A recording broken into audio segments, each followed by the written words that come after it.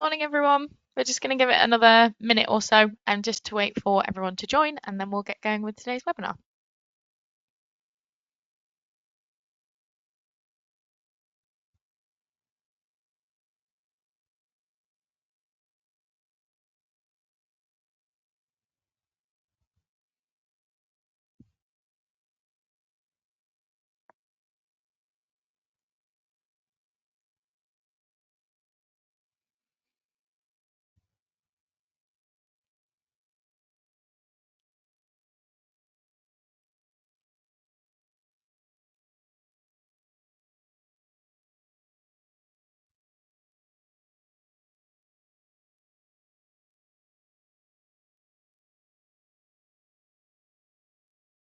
Morning to those who've just joined. We've still got a few people coming in. We'll just give it another 30 seconds and then we'll get started.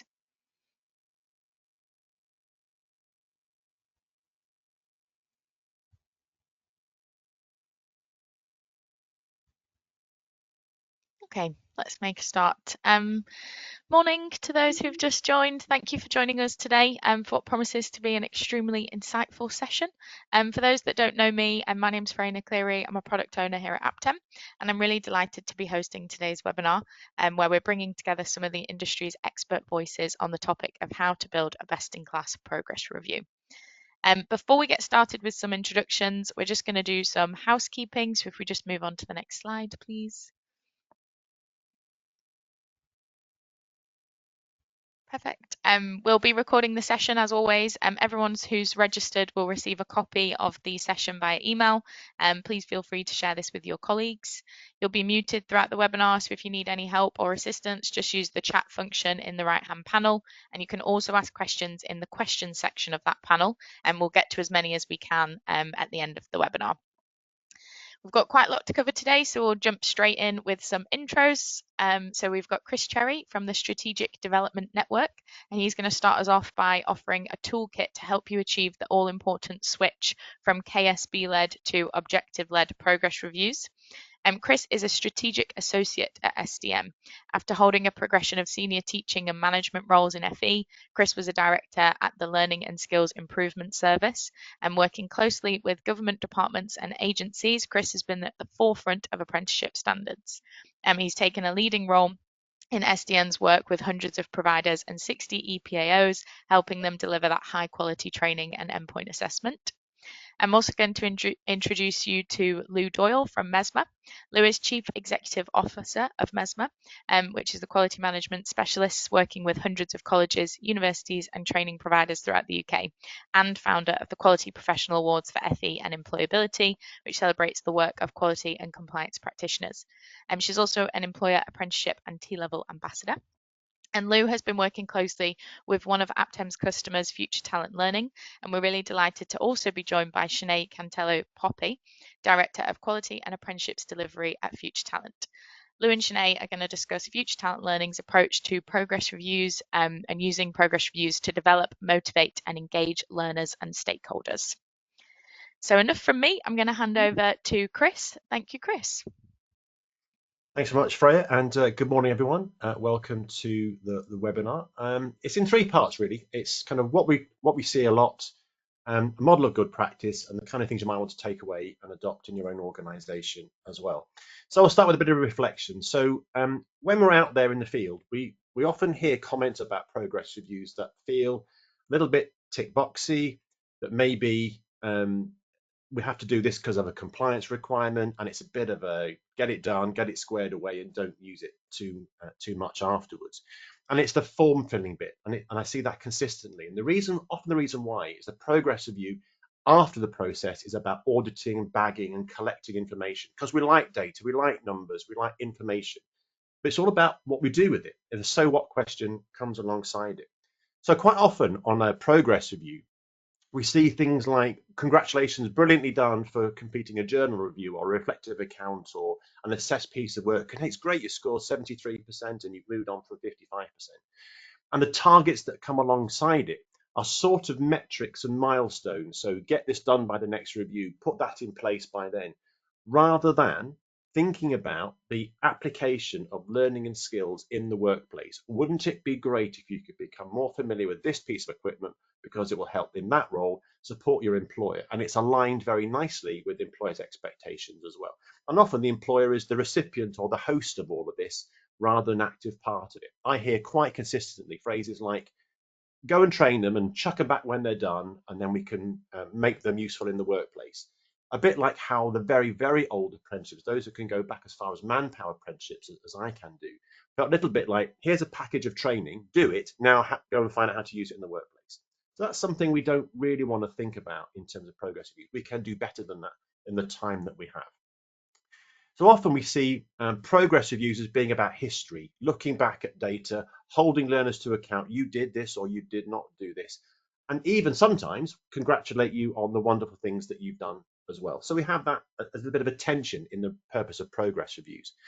And when we see the documentation afterwards, it's always about a list of things to do. So for the next review, ding, ding, ding, ding, ding. Rather than an objective, it's a task. It's very, very operational and not always aligning with the employer as well, because the employer's been, as I said, outside of that, a host rather than an active participant.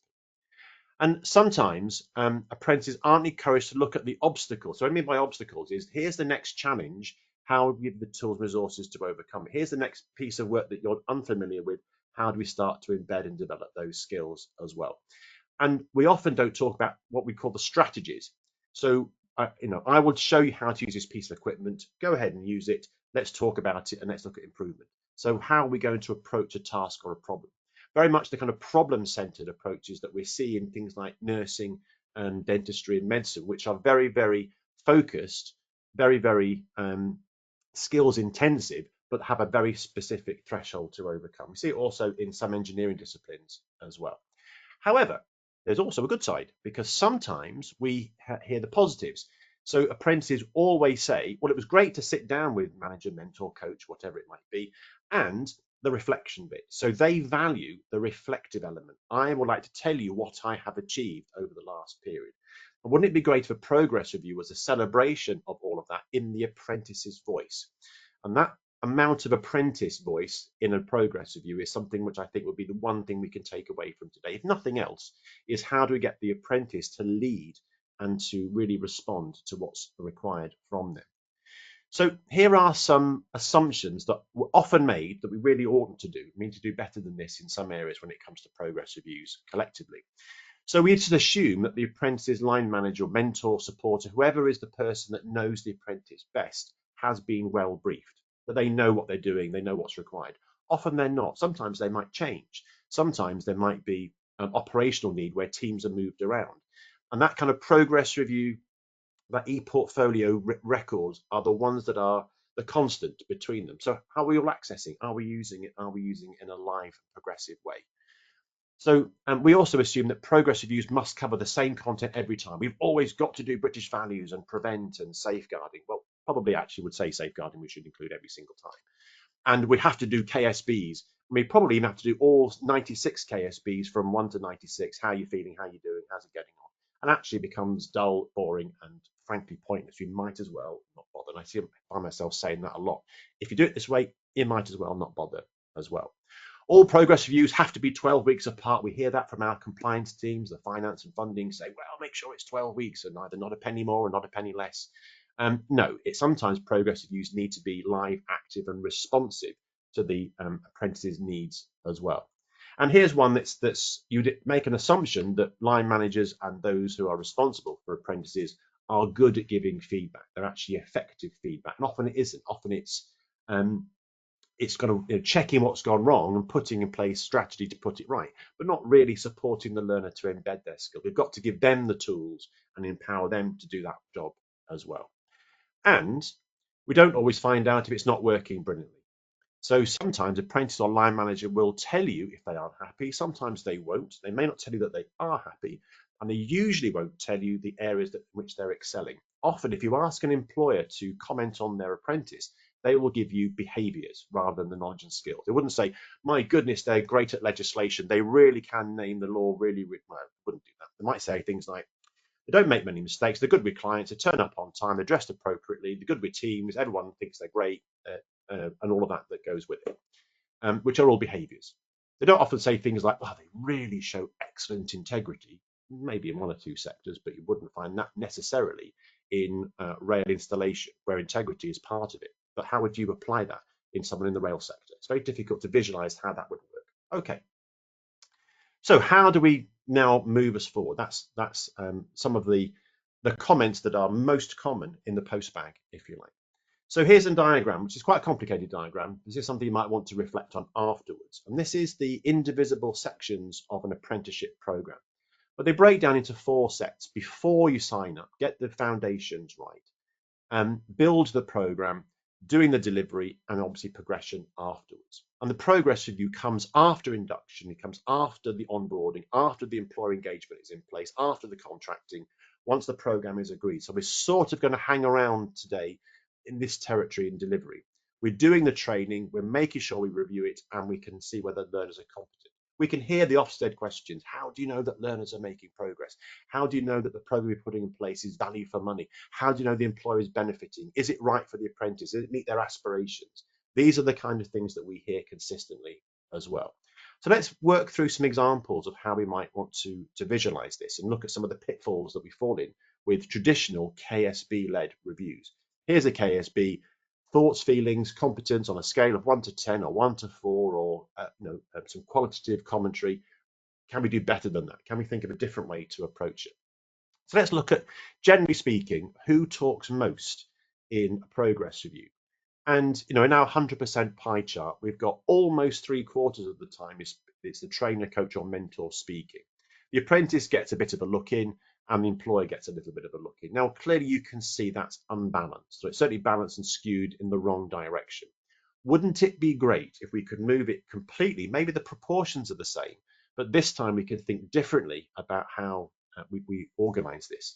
So the trainer and the coach, the mentor, whoever again is conducting the progress review, doesn't have to be a subject matter expert, doesn't have to be the person that liaises with the apprentice. Sometimes it can be someone else, and sometimes it's quite helpful if it's someone else. Set the scene, get the employer and the apprentice to do all of the conversation, to do all of the reflection, all of the analysis, and in particular, the so what questions. What does that mean for me? Where am I in the continuum of progress and achievement? If I ask the question, how do you know that you are now competent? The employer is able to give quite some detailed examples of why they think they are, or what the development journey might look like as well. So that's all the things that we can think about. And again, reflection on those 2 models, with the trainer speaking so much, moving it to the apprentice. How do we move forwards into it? So let's look at some of the practical things that we can do as well. So here are 4 KSBs. Now, you probably haven't seen these before, unless you work in the aviation sector. All I want you to do with these is to look at those and think, how would I do a progress review with analyze aircraft positioning trends? Meaningless. Even the employers at the airfields who employ the aviation coordinators wouldn't know where to start. So they kind of back off and go, well, it's not really our thing. We kind of get what you're doing, but we don't see how we have a role to play. And you certainly couldn't ask an apprentice, how do you feel about aircraft position trends and analysis techniques? And certainly for something like a skill scan, utterly meaningless, because none of them have done any of that, because they won't be allowed to do that because they won't have an airside pass to do it. You can't do it as a Saturday job. You can't get experience in other roles that are applicable. So a KSB-led progress review doesn't really work. So let's have a look at how this might play out, how we can look at that differently with that example. So again, here's the same KSBs. And I want to imagine a scale where we have little knowledge on this side and we're a master practitioner on this side. But I see 90% of progress reviews. And this is not software dependent. We can think of progress reviews as a progress review process and using all of our records in support of that. It's the so what question that we want to get to, and certainly when we get to Shenay and Lou later about how we use the systems effectively.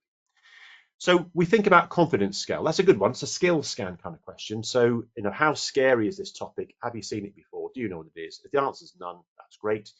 The competence scale. So again, we develop competence from left to right as we go through a program as well. And then there's the assessment banked scale. That's really how far are we where that KSB is done. And as Ofsted often say, automaticity. The knowledge, skill, and behavior is just automatic. It's part of your DNA. We don't have to keep revisiting it every few minutes to go through it. However, At some point in the distance, we will revisit it just to check we haven't got any skills fade as well. And we'll use a numeric scale just for illustration of 1 to 10 or 100%, whatever it might be. And obviously, as we get towards 10, that's great. That's a good place to be. And we can create some sliders.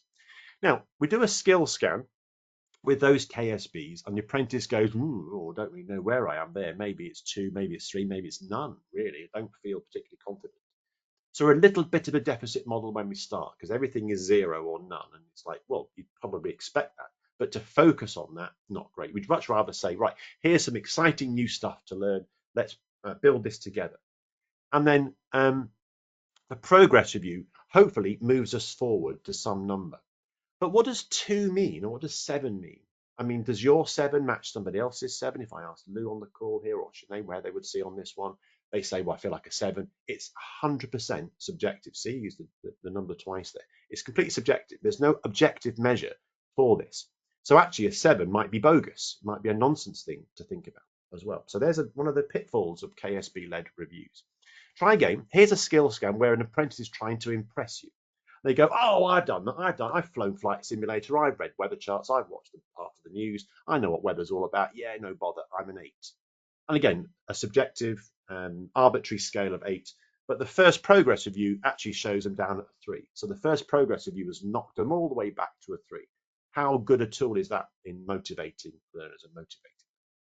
Much better would be to say, okay, let's create some objectives from this. So just take it that these are objectives that came from an employer, and the employer said, we will do this in the workplace. So these objectives came from the employer's voice, and they therefore signed up to being part of it.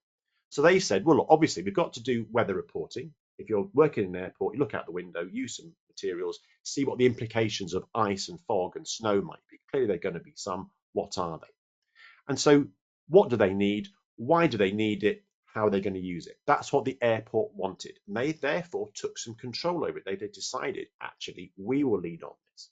And suddenly the skill scan does indeed start with a 1 or a 2, but it's now based on some reality. Well, we've got to talk about the information. You haven't seen the tools and computers and models and charts. That's what we're going to be learning. So we can clearly see for you, that's something that's required. If we employ or put onto an apprenticeship an existing employee, then we've got some room to move them up because they will have seen it before. They will know what the requirements are. We can start to move that skill scan slightly further forwards. And sorry, that one. And we can get some intended outcomes. Having done the training, having done the 12 weeks of work, we've got something to focus on. Are you able to prepare a plan based on the aircraft data? Can you show how that plan changes with rubbish weather? So there's a volcanic eruption in Fayakayola-Jökull, and we're over here and it's really foggy and snowy. What implications does that have for airfield operations? It slows things down. It's cold, PPE requirements. So you can visualize how you can move from that rather depressing 1 and 2 at the start. No, it's not, because it's based in reality, to an actual score of 7, because there might be 10 things you have to know. You're now expert in 7 of them.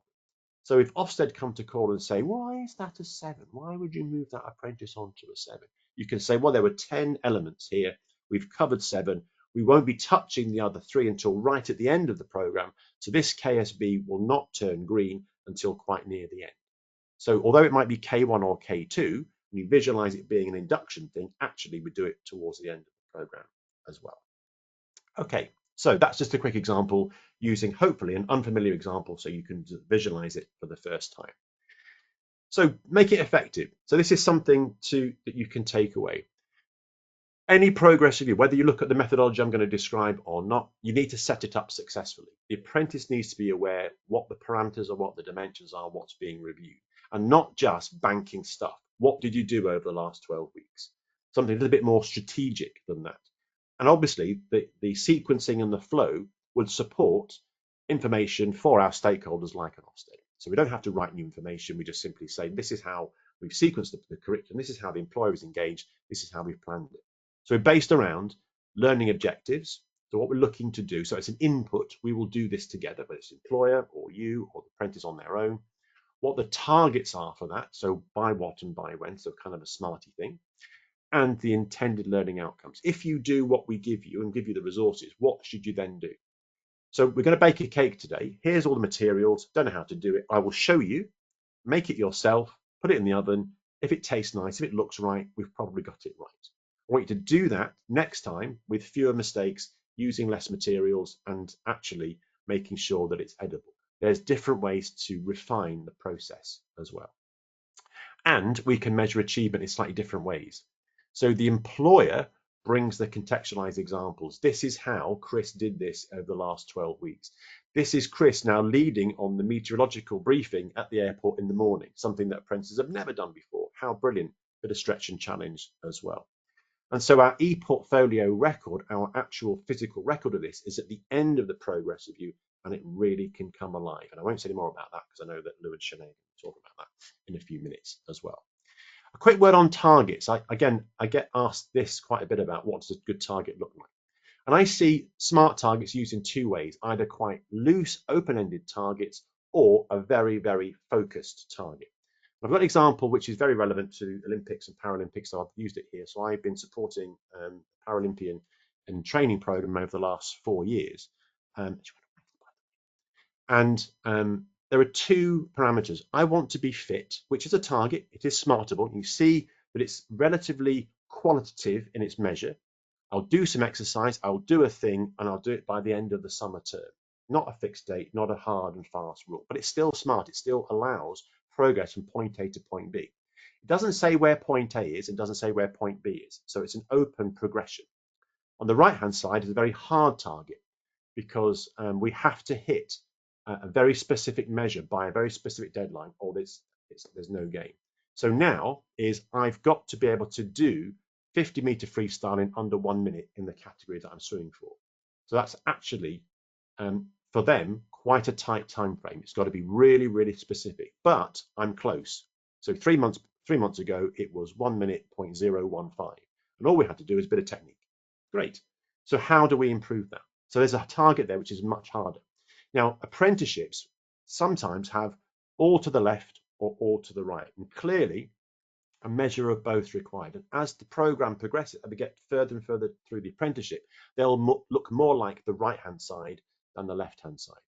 And generally speaking, where that vertical line is, that's probably where most targets will be. Some harder, some softer, some meeting in the middle. And those kind of targets are great. And none of those are hand a piece of work in by next Friday. That doesn't happen at all anywhere.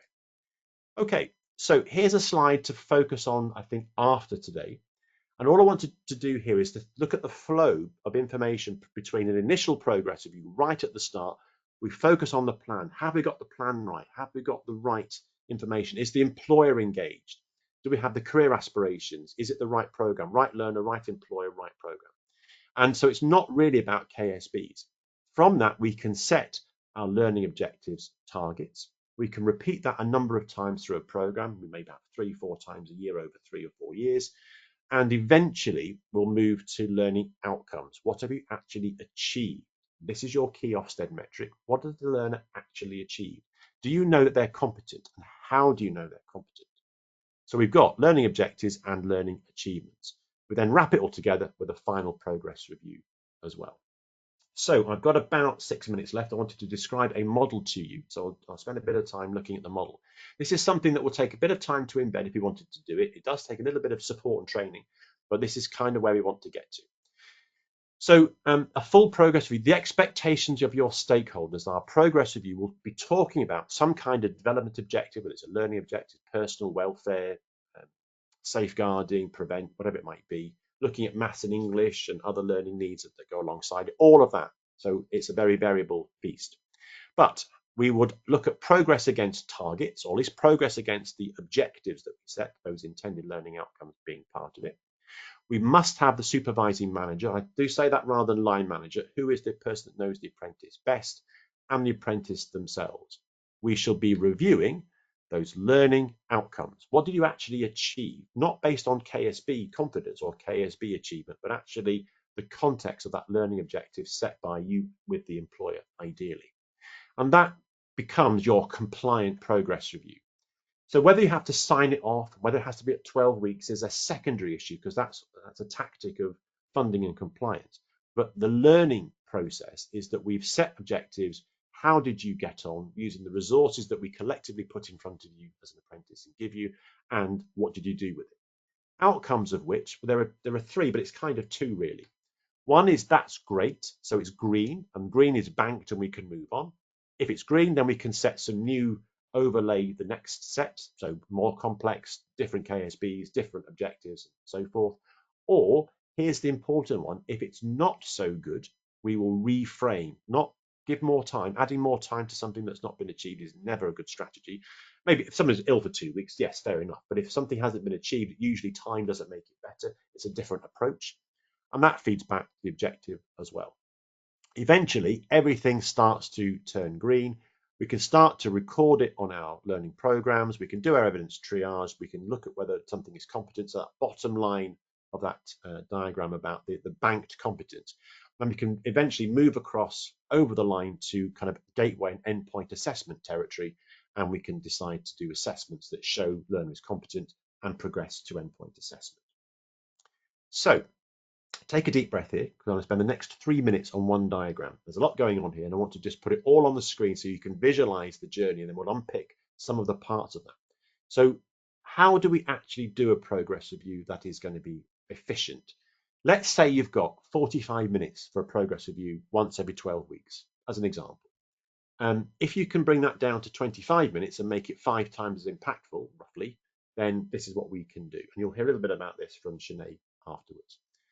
So there are 5 columns, move from left to right. In the left-hand column, we've obviously got the same starting point, objectives for the review, but this time we have very clear learning objectives, learning targets, and intended learning outcomes.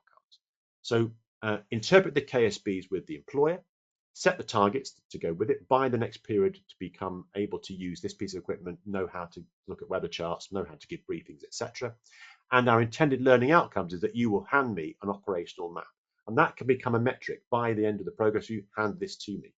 But that's not necessarily the same as all of your learning outcomes. And the apprentice will prepare. So that's all you will do, is prepare that briefing a week before, whatever it might be, beforehand. Then the apprentice and the employer will respond to that by looking at the objectives, the outcomes, and what progress they think has been made. Now, they can do that together, they can do it individually, or we can all do it together in a room, virtually or actually as well. So once we've got all the information on the table, what's the story it's telling us? And that's our validation step. So we do a qualitative review. What's it telling us? We've got it, hands on the chin, looking down, going, right, so how did you do against this particular target? What progress have you made? And the employer is part of that. That's the key. If the employer isn't part of it, one, doesn't really hit compliance, but actually it doesn't bring the employer in the same journey, because the individualization of learning programs is really in the purview of the employer. They make it individual. Otherwise, it's just a generic program that's followed over and over. We then do a recorded professional discussion, 10 minutes maximum, click on the machine, and we let the apprentice, in their voice, with some prompts, of course, talk about the objectives, the outcomes, and the discussion themes that came out of that review. In their voice, it has so much impact, and it's only 10 minutes, and it's focused, and it's done. Great evidence for Ofsted, great evidence for progress reviews, great evidence for them, and you can use that recording. And by letting them do it, it cements it in their mind as well, much more. So the whole thing is done in 40 minutes or 25 minutes in some cases, and it has massive impact for the learner. Outcome of that professional discussion recording, I haven't met a single sector where you can't, even in defence and things, because you're not talking about the detail, you're talking about the impact. Recordings are entirely possible. Now we've got the 2 outcomes again. Either it's great, we can put it into green, or we do the reframe, and that becomes some of your objectives the next review. So it cycles round all the way back again. So that was 25 minutes galloping through the progress review. Final slide from me is that from SDN, there are a number of free and paid for services for apprenticeship staff in a range of functions: funding, quality improvement, curriculum design, hooray, training, assessment and coaching apprentices, hooray, preparing for endpoint assessment, and business development and employee engagement as well. So thank you all for listening. I'll hand you back now, and you'll be hearing from Lou and Shenay. Thank you. Thank you, Chris. That was really interesting. Loads of insights and ideas there. If you've got any questions for Chris, pop them in the questions panel. We'll get to as many as we can at the end. And now I'm going to hand over to Lou and Shenay, who are going to discuss Future Talent Learning's approach to progress reviews. Thanks, guys. Thank you, Freya, and thank you, Chris. It's good to see you as always. Good morning, Sinead. Good It's as if we morning. haven't seen each other this week. I know. Funny that. It's really good to have you here, and thank you very much to everyone. There's lots of you on today for Friday, actually. To everyone who's joined, we're really grateful that you would give up your time, and therefore we expect, on top of what you've heard from Chris, for you to get value from it and to be able to take things away. So how this came about is probably worth saying as a framing opening, which is. Um, at Mesma and in all of the work we do with SDN as well, alongside that, we spend time with hundreds of providers of apprentices. And my team and I are very privileged that we get to watch lots of progress reviews. And that's part of the work that we do with our clients. And whenever we see great practice and we're speaking at events, and we, as Chris and I were at the apprenticeship conference earlier this year when Aptem were in the audience, we do our best to kind of highlight great practice. And I have been very bold in my positioning, and I did ask Shenay beforehand if I could do this, that I will say very publicly, in my view, Future Talent Learning have the best progress reviews in the business. And I'm firmly sticking to that. And I'm hoping that you and I can unravel why that is, Shenay, if you're okay for me to ask you some Absolutely. questions for 15 or so minutes. So we're going to put you in the hot seat. What I will say is to everyone who's here today, because you all come at this in different ways, context is really important. So there are things that you'll hear Shenay talk about that she can do because of the nature of their programs that you might think, well, I'm not sure how that could work for us. So when you're listening to us, try for it to be an active listening rather than a passive one. Make some notes about things that you think can work, but actually where you might have to adapt because perhaps of the sectors you work in, the age of your apprentices, all kinds of things that go into the melting pot of how you get this right. So we never present things as this is a one way to do it. What I hope we do is we give you some food for thought for you to develop your own practice, which is fundamentally what today is about. So with all of that in mind, Shenay, tell us a bit about FTL so we get to know you a little bit better. Sure. So we're an independent training provider. We set up in apprenticeships in 2020, so just in the midst of a global pandemic where things were already pretty tough to try and do. And what we specialize in is democratizing leadership and management learning. So we deliver the level 3 team leader supervisor and the level 5 ops departmental manager apprenticeships. Thank you, Shenay. And tell us a bit about your clients. Who do you work with? So we have multiple clients, sort of clients from the defence sector, clients from local authorities, clients from all over the globe, funeral directors, so on and so forth, software organisations. So very varied from public to private sector. Yeah, so it's a really broad church, isn't it? The people that you work Yeah. with. So, you know what I think is really interesting about FTL as a new provider, if you like. I know you subcontracted with JGA for a period of time before you became a main provider in your own right. But sometimes when you're new in the sector, you kind of don't come with any preconceived baggage, about what these things should look like. And I think that in itself is pretty interesting. So, from FTL's point of view, it feels like a big word to use, but tell me about your philosophy, if you like, about progress reviews. What are you hoping to do with them? And then we can start to unpack it a bit more from there. Yeah, absolutely. I mean, as you say, being a new provider, it's a complicated sector, but what we firmly believe in is making the complicated sector as simple as possible.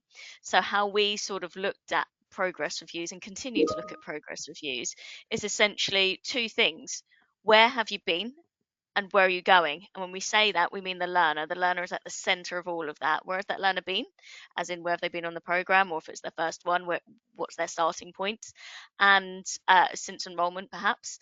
And where do you want to go? Where are you going? What's kind of the next steps? You can take that two-pronged approach, thinking about that ultimate end goal, or what we're going to do over the next couple of months, depending on where that learner is at with their learning. Um, So yes, we try to keep it as simple as possible. Where are you going? Where have you been? Where are you going? Um, and largely focused on learner progress, the support for them, and then trying to think forwards a little bit as well. Yeah, thank you.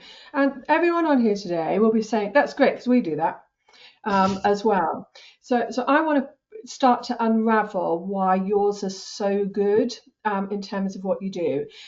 Just before I do that, though, you said something important there, actually. You said the first progress review is really about looking at their start point. So straight away, you've differentiated the first progress review from the ones that come after that. Just say a tiny bit more about that, Shenay.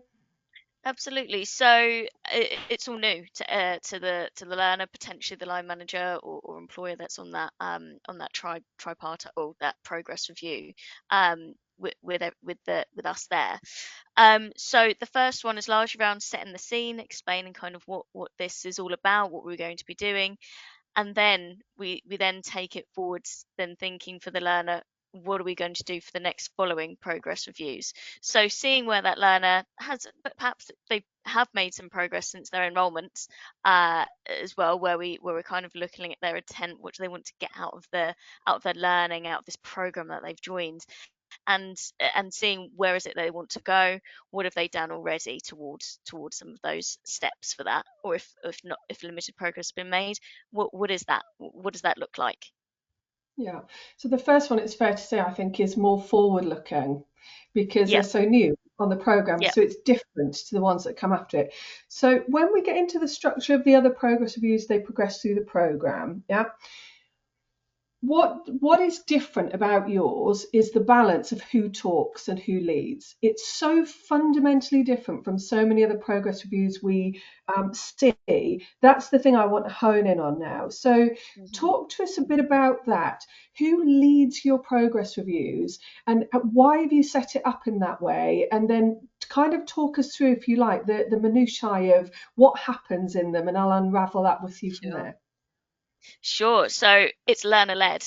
Our learner leads every single one, well, from after the first progress review. So the learner has an agenda. We Fair play, we've set the agenda and helped with that. But the learner sets that agenda and they share that agenda with their line manager. We already know what that agenda says in there, and we see it as chairing a meeting. That learner is chairing that meeting, and they're taking accountability for their own progress on that program. And that is why we set that up. We want to see the learner taking that step to bring forward their best selves and seeing, what have I done? I want to showcase myself, and what do I want to do? What do I want to achieve from this? So they're driving that review and essentially chairing that review as well, and chairing that meeting. It's their progress review, it's their learning, and they're largely trying to draw out that accountability from that learner as well. Now we do have the line manager there as well, and Chris showed that diagram earlier on, and yes, they're the second part. They're certainly taking up a chunk of that 100% circle, but nowhere near as much as what the apprentice should be speaking about, or that learner should be speaking about. And largely what they do, they play an active role in commenting on the learner's progress, pulling out really clear work-based examples of perhaps where they've been, how they've applied their learning, and it's also made very clear about what's being covered in that in that progress review, in that agenda that's already been shared. And I think something that's worth noting is kind of our language around progress reviews. We actually call them tripartite reviews. So you're going to hear me slip and start calling it a tripartite review throughout this. But it's that key part in that wording. It's three people involved in this. It's not the training provider. It's not us. It's the learner. It's also the line manager, and it's also us playing a role in that. And then we have the coach, or whatever you may want to call it, the tutor, the skills developer, and their role is essentially to guide, and contribute to a certain degree where we're commenting on progress, and perhaps helping pull out those targets or those goals to set with the learner and the line manager. We do arrange for the coach to lead the first tripartite review or progress review, just to set that scene. So the learner kit is all new. Let's see what this is all about. and then moving forwards after that first progress review, that's where the coach kind of takes a seat back and allows that learner to really flourish and lead that for themselves. Thank you. And I mean, it literally, the first one I watched, it made my head go up. I was like, wow, I don't see this very often. So we talk about it, and we put it on that slide, that Chris and I showed earlier about who speaks most. But actually, what I see in practice when I watch your progress reviews are learners, and we'll talk a bit about some exceptions to that to this in a moment. But it is your learner literally leads it from the beginning. Everyone says hello, and then they say this is what we're going to cover, and they talk very much about that learning in the context of the curriculum.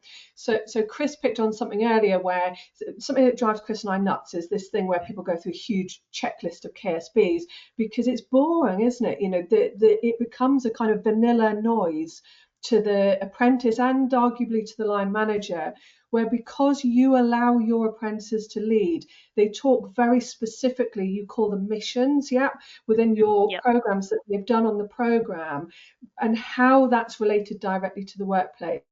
But I think, just reflecting on something you said there for the audience is that piece around it is your apprentice who then asks their line manager for feedback. So they're very targeted around what it is that they're looking for from the line manager. And I have to say your line manager's engagement, which is a huge challenge in progress reviews, just getting them in the room sometimes, it is being held to account, if you like, by their apprentice, not by you. And that in itself, I notice when I watch your progress reviews, changes the dimension and the dynamic of that relationship. I'm going to talk to you in a moment about a couple of things I know you've worked on, but if you were just thinking about, let's say you've got a learner who is struggling to make that transition so early in the program to leading the progress review, or perhaps has an additional learning support need that makes that more challenging. Just say a little bit about how you make those adaptations where you notice that the learner isn't perhaps ready to do that. Sure, and that's largely, that's why the coach is there as well, is to help nurture that along the way.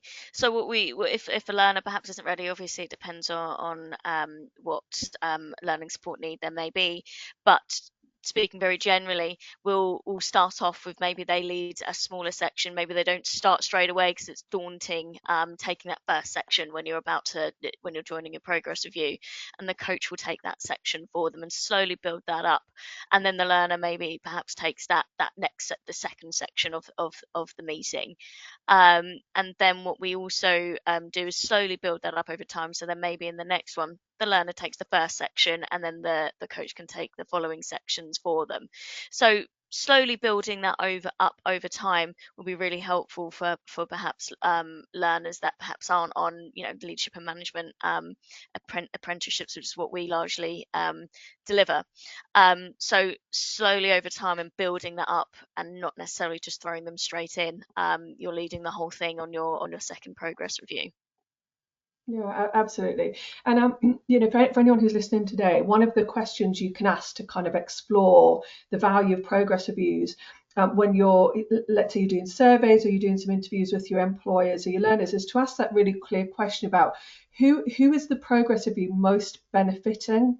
And when you ask that question, it's really interesting. You might be surprised how often they might say something like, well, I know it's meant to be for the learner, but really it's there because the training provider needs us to do it. And it's thinking about how you just get that shift, and things like the platform like Aptem become a backdrop, if you like, a supporting tool to that, rather than, if I think about the alternative of what I see quite often, which is, and I say this as someone who owns a technology company, the technology drives the conversation, and I can see people kind of typing away. If you're typing away during a progress review, and I get the balance of this, and I'll ask Shenay about it in a moment, then you're not listening properly to the conversation. So for me, what I see done differently with you, Shenay, or with your learners, is that true engagement between three people in a conversation, which is completely centered on how has this person, as Chris said, made progress in the workplace, and what is the evidence and examples that we can draw on to do that. And in particular, the learner saying, here is an example of, this is the way that I've done this. This is something I want to keep developing in. And the employer then supporting that. It's such an easy but fundamental shift that you can make in terms of actually getting the most out of them. So you and I, over the time that we've worked together, I've then looked at some progress reviews just in the last few minutes we've got together, and agreed that there were some things that could have been done better or done differently. One of them is where we felt that the progress review was doing too much of the heavy lifting around British values. So do you want to say a tiny bit about a shift that you've made to avoid that happening, and it avoiding being a tick box and actually being moved into the curriculum? Yeah, absolutely. What you can gather is you want to make that time that you do have with the learner and the line manager and the coach there really valuable. Um, you've got a condensed agenda that you're trying to get through in that time, but you want to make it really powerful and really impactful. So one of the key things that we were covering a lot was around British values and keep that largely within our progress reviews. But actually, it started to feel a bit shoehorned. It became, kind of, it could become quite overlooked when you're trying to capture some time where you really want to get to the good stuff around goal setting and progress and so on. So what we decided to make the move to do is move that over to our actual curriculum content itself. And Lou mentioned our missions earlier on, and they're essentially how we build our program, and helps to bring the learning to life by getting learners to essentially practice the skills that they're learning, or their objectives that they're learning about. And we moved British values over into our curriculum, because then that helped it really be able to contextualize those values into the actual day-to-day work. What do each of these things look like when I live and breathe my my role and these values in work? And that's made a huge sort of impact on when they're being asked about what British values are, they can clearly articulate it and bring that to life. So, for instance, we have a mission on running a meeting. We ask them, how have you been? How have you been? How does democracy come to life in the team meeting that you run? And they can give such rich examples in their work, and it's contextualized. They haven't got to go back and think, oh, what were those British values that we talk about sort of every 12 weeks in my progress review? They really bring those to life as well now. So slightly off topic in terms of progress reviews, but it's made it so much more No, but it's impactful. not. But Mm, it's not because, and I'll say a bit in closing on this, that when we look at progress reviews, you can tell nearly everything you ever need to know about the structure of an apprenticeship by watching a progress review. It tells you so much more than the progress review itself. And what we do too often is we shove everything that doesn't quite fit into a KSB into the progress reviews, so they become bloated. And it takes away that freedom of conversation that I think you guys do so well. And as we've said, that isn't about your progress reviews being perfect. That was a nice example of where we've made a shift. The other one being that I think, would it be fair to say, Shenay, that on balance, we felt that there was too much emphasis on the history and we needed to make more space for the goal setting. So absolutely. I know Yeah. that's something that you've really adjusted and thought about, how you get the balance of those two things right. So lots of coaching and sharing and reflection, but actually that goal bit, I think we've just given a bit more space to that. Would that be Mm, fair in my summary? absolutely. Yeah. So that gave more time to be able to focus on that forward thinking goal Yeah. setting piece as well. Yeah, that's awesome. Thank you very much. And I'm right in saying you record all of your progress reviews, We do and indeed. and in terms of how does recording them, because there's a danger that people think if you record them, you don't need to then write anything on the Mhm. progress review and action, but that's not true because your apprentice is never going to watch all of the progress reviews. Say a few words on how you get the balance of that right. So recording it and just making sure essentially that the coach isn't tapping away during those, because that become quite distracting, not being able to actively listen out and hear what the apprentice is saying. The coach then just needs to make very minor kind of notes, key points for themselves, and when they're doing the write up within Aptum, they put those key points in the clear goals. So essentially what a learner likes to go back and look on is see some clear bullet points about, okay, what is my progress, what have I achieved in that period of time, and what do I need to do next. I don't want to watch a whole recording about what I need to do next. So then we've got nice, clear kind of their goals set out in there about what they need to do next without having to worry about listening to a half an hour recording all over again. Exactly. It's not. We don't need to write War and Peace, do we? We just need to capture the salient points in order to take those things forward.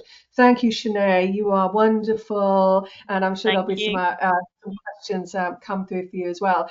Just before I hand over to Fran, on the screen, to Freya, sorry, on the screen you can see a little bit about us at Mesma. Should it be useful to you? So we have a combination of things. We have a tech platform that people use for quality management, and we do loads of work with colleagues like Shenay in just making sure that you can do these things in the round. And I have to say, if you record your progress reviews, please think about how you use them to develop as a CPD tool. Use the recording to bring your team together and explore and understand what's happening in the room. They are such a valuable piece of your armory in being able to improve your progress reviews and practice. So good luck, everyone, and enjoy. Thank you, Shenay. I'll hand back to Freya. Thank you. Thank you both. That was really insightful. As someone who used to work in the industry as well, I think there's a lot of people on the call who will be resonating with what you guys just said. And there's a few questions coming through as well, so we'll get to those in just a moment. Just to give everyone a couple more minutes to add their questions to the panel, I'll just take you through some upcoming Aptum webinars that we've got. They're available for Aptum customers and non-customers alike. So on the 9th of October, we're going to be joined again by Peter Milsom, who's Partnerships Manager at UCAS, who's going to share their progress on championing apprenticeships through their portal. On the 24th of October, we're going to be introducing our marking aid functionality, which I'm really excited about. And the session will also include insights from Pareto on the impact of our new Aptum Enhance AI-powered features on their business. Cool. Let's get going with some of these questions. We have got quite a few coming through. I'm going to start off with Chris. I'm hoping he's still there. There's a couple of questions that are for Chris here as well. There's a couple of questions on the 12-week rule, and I think in general the essence of a couple of the questions, I'm going to merge them together, is how, if you don't do the 12 weeks, how do you effectively explain that to the ESFA or Ofsted that you've taken that different approach? What's kind of the mechanisms that you can use to go against the funding rules in that scenario? Okay, go against funding rules. What I would say is clearly, if you've got a plan for a progress review that makes sense for the apprentice and the employer, that you are covering the requirement to see the apprentice on a regular basis, then there is an opportunity, I think, to move that timing around where it makes sense for the employer as well. What you don't want to do is say, okay, well, I won't see you now for 5 months. That's exactly what you don't want to do. But if you have the first progress review, I would say definitely have that in the first 3 or 4 weeks after starting. And it's not about the KSBs, it's about the plan. Have got the plan right. Then your next one might be 8 weeks. So keep it more frequent. Then your next one is, okay, there's quite a long development program. So certainly one that I work with pilot training, there's a period of just getting ahead into the books, and there's no real KSB development for about 3 months. So a progress review would be meaningless because none of the KSBs would have been touched. It's all about the qualification element. Then after that, it's all about the KSBs. You probably have 3 or 4 in a space of about 4 or 5 weeks. So if that plan is clear and how you're going to articulate that, then that's probably a better option. The issue is, of course, when it comes to audit, is the question might be, well, why is it done this way? What's the rationale? Why would you do that? And certainly, employer operational need is a factor that's taken into consideration. So while I'm not saying, waive away the compliance requirement, actually, I think curriculum needs to have some priority. Now, my compliance colleagues would then shout at me and say, well, no, compliance wins and curriculum wins. And I know that Lou would say when David and I speak about curriculum and compliance, there is that little bit of, yin and yang. But that's where I would approach it. Again, risk-based, evidence-led progress reviews rather than just because it's 12 weeks, because then it becomes tick box. Oh, we've got to have one in the next 2 weeks. Let's just do it and get it out of the way, and you might as well bother. Absolutely. That was really good, thank you. There's another question for you here, Chris, and it's from someone who works with non-integrated programs, and the candidates are assessed against competencies set by a professional body. Yes. So how do you strike that balance with Yeah. like the KSBs, but keeping it meaningful for them and their endpoint assessment as well? Absolutely. Well, I would suggest doing a mapping exercise between the KSBs to create the learning objectives and match those against the professional competencies. We do that in nursing midwifery for the NMC. There are 19 regulatory requirements to do it in engineering, in aviation, CAA have requirements. So get to the learning objective level and map those to the requirements rather than the KSBs, because the KSBs, there'll always be bits that are extra and bits that are not covered. So that layer, that's the mapping. Yeah, nice. Thank you. Welcome. We've got another question here. I think this is for anyone. What are your thoughts on providing kind of a one-to-one space at the end of a review? So just the apprentice and the tutor or the coach, if they want to discuss concerns that they might not feel comfortable, I guess, discussing in that tripartite bit of the review. Does anyone have any thoughts on that? Yeah, I'll answer it because I've answered it in for James as well, actually, Freya already. Brilliant, thank you. Because there's other questions, but I think it's a great question and a great lead-in question as well, James. I would absolutely encourage this. Now, I think there's a couple of reasons why I think it's valuable. Number one is it limits the time you need from employers in order for them to be involved. You guys all know how hard it can be to get employers in the room, and if you're asking them to be there for a full hour, for example, for a progress review, then you're potentially putting a barrier in the way to them being there. So if you find yourself in that space of just getting them there is problematic, then I would absolutely go with James's question in saying, well, maybe we just need them there for 20 minutes. We need them there for the first half hour. Certainly the apprenticeships where we have apprentices in our own business, some of the providers do that with us. They limit the time that we're in the room. And I think that always comes down to context, but I also think it's the second point James makes is an important one, or the main point is it allows for a confidential space, because there may well be things that apprentice wants to talk to you about that may be an issue at work that they don't want their line manager there to hear it. So great question, and one which I would certainly encourage for those two different reasons. Thanks, Lou. We've got another question here. This one's for you, Shenay. And the question is, do you get the written objective setting document signed by the learner and employer? We don't, because we record the sessions, and the employer's right there with the learner, essentially setting those objectives and targets with us there as well. So we don't get it officially signed with ink on the paper, but we record all of our sessions, so it's there as an evidence base if ever needed as well. Nice. We've got another question. This might have to be the last one, or maybe we'll have time for one more after this. Someone's asked that they're considering they're moving to fully remote reviews, and does anyone have any advice on how this would work? Not sure if supervisors and employers would have time to participate over Teams meetings. Do you have Shenay, do you want to say something? Because all of yours are remote.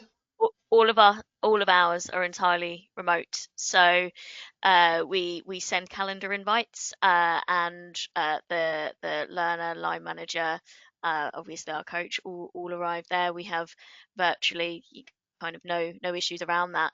But in order to, it's the transition. That's what we've been doing since the very beginning. So it's managing that transition from occasionally having them in there and in a different circumstance where they're live and face to face, and managing that transition over.